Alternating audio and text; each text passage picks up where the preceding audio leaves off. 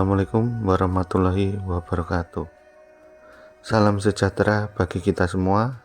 Kali ini kami dari kelompok 4 akan mempresentasikan perencanaan dan pengembangan kurikulum.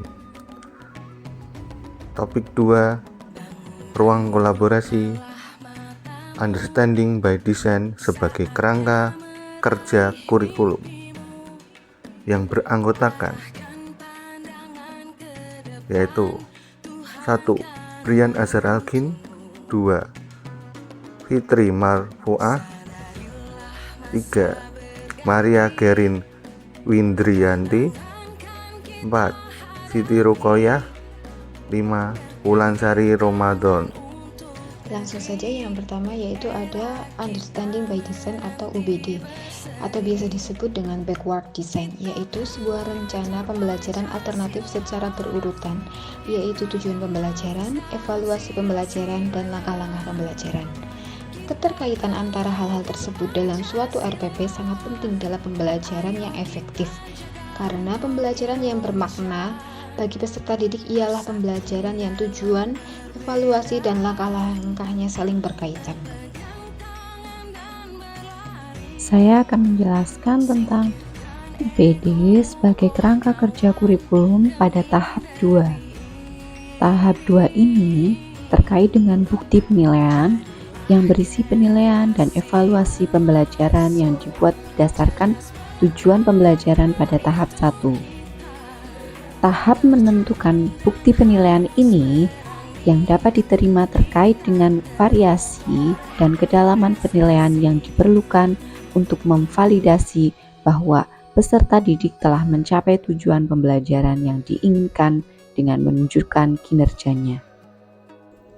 Selanjutnya adalah tugas kinerja. Tugas kerja ini dilakukan melalui diskusi kelompok, yaitu peserta didik menyelesaikan tugas pada lembar kerja peserta didik, yaitu pada materi matriks. Pada materi matriks ini tujuannya adalah untuk mengetahui pengertian matriks, menentukan jenis-jenis matriks, mengubah matriks ke dalam bentuk transpos, dan menyelesaikan masalah berkaitan dengan kesamaan matriks. Untuk kriteria penilaian yang dilakukan, yang pertama adalah penilaian sikap atau afektif, yaitu akan dilakukan penilaian diri peserta didik, di mana contoh indikator penilaiannya adalah beriman, mandiri, gotong royong, kreatif, dan kritis. Kemudian selanjutnya dapat juga dilakukan penilaian antar teman. Untuk penilaian pengetahuan atau kognitif dapat dilakukan dengan pemberian post-test kepada peserta didik yang dilakukan pada akhir pembelajaran.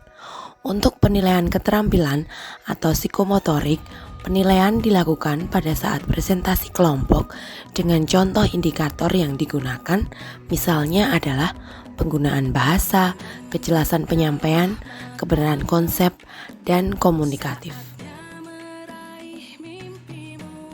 Selanjutnya ada bukti-bukti lainnya.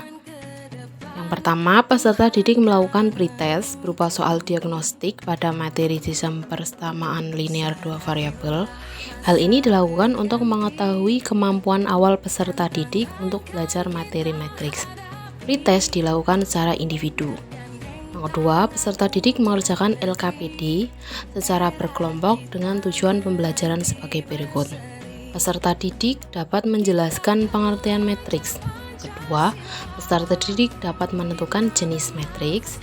Yang ketiga, peserta didik dapat mengubah matriks ke dalam bentuk transposnya. Yang keempat, peserta didik dapat menyelesaikan masalah kontekstual yang berkaitan dengan kesamaan matriks. Untuk bukti yang ketiga, peserta didik melakukan post-test. Hal ini dilakukan untuk mengetahui capaian dari tujuan pembelajaran yang telah ditentukan pada pertemuan tersebut. Post-test dilakukan secara individu. Yang terakhir ada refleksi. Refleksi pembelajaran dilakukan oleh peserta didik dan guru. Peserta didik mengisi lembar refleksi yang telah diberikan.